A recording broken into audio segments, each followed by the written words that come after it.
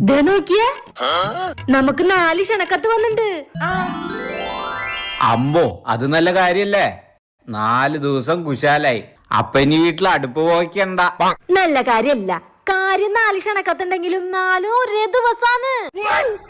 പാലുകാച്ചില്, പേരിടല്, കല്യാണം, എൻഗേജ്മെന്റ്.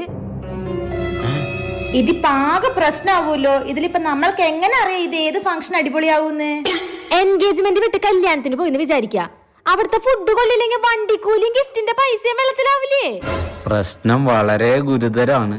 ഇതിന് പരിഹാരം കാണാൻ ഒരേ ഒരാൾക്കേ സാധിക്കൂ.